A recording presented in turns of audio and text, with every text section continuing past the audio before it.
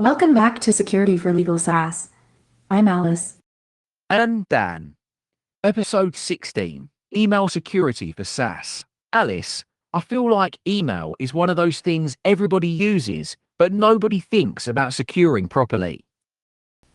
Because it's invisible infrastructure, your legal SaaS platform sends hundreds of transactional emails daily. Password resets, case update notifications, court deadline reminders, magic link logins. And every single one of those is an attack vector if your email authentication isn't locked down. Give me the scale of the problem. The FBI reported $2.9 billion in business email compromise losses in 2023 alone. And Verizon's DVIR, their annual data breach investigations report, consistently shows that 74% of all breaches involve a human element, predominantly phishing and pretexting via email. For legal tech, a spoofed court deadline email from your domain could cause a lawyer to miss a filing. That's malpractice territory. So how do you prove your emails are actually from you?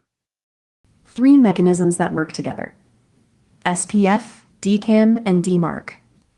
SPF, Sender Policy Framework, publishes a DNS record, DNS being the Internet's address book that translates domain names to IP addresses, listing which IP addresses can send email on behalf of your domain. When Gmail receives an email claiming to be from notifications@yourlegalplatform.com, it checks your SPF record. If the sending IP isn't listed, the email fails authentication. Simple enough. What about DKIM? DKIM, Domain Keys Identified Mail, adds a cryptographic signature to every outgoing email. Your sending server signs the headers and body with a private key. The receiving server retrieves your public key from DNS and verifies the signature. This proves 2 things. The email genuinely came from your infrastructure, and it wasn't modified in transit. Right, and DMARC ties them together. DMARC, Domain-Based Message Authentication, Reporting, and Conformance, does 3 things. First, it tells receiving servers what to do when SPF and DKIM both fail: none, quarantine, or reject. Second, it requires domain alignment. The domain in the from header must match the domains used in SPF and DKIM checks.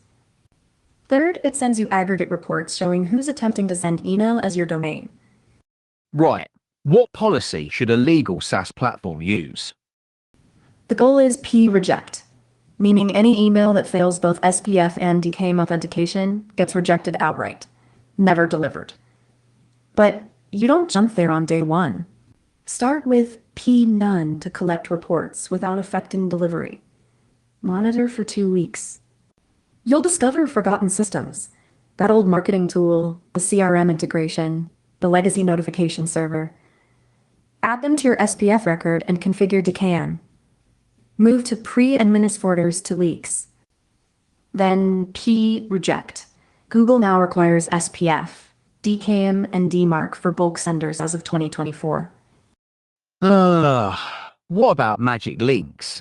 Passwordless login seems elegant, but I'm guessing it has risks. Magic links are a single-use URL sent to your email that logs you in when clicked. They're popular because they eliminate password management. But they inherit every vulnerability of the email channel. If an attacker has access to your inbox, even temporarily, they click the link and they're in. If your corporate email proxy prefetches URLs for security scanning, it might consume the token before you can use it. If you forward the email, you forwarded your login. How do you harden them? 5 controls. 1. Bind the magic link to the browser session that requested it. The link only works in the same browser. 2. Short time to live. 5 to 10 minutes maximum, not hours. 3. Single use, obviously, but also rate limit requests. Maximum 3 per email per hour. 4. Device fingerprinting. If the link is clicked from a completely different IP range or device, require additional verification. 5. Notify on consumption. When the link is used, especially from a new device, send a separate alert.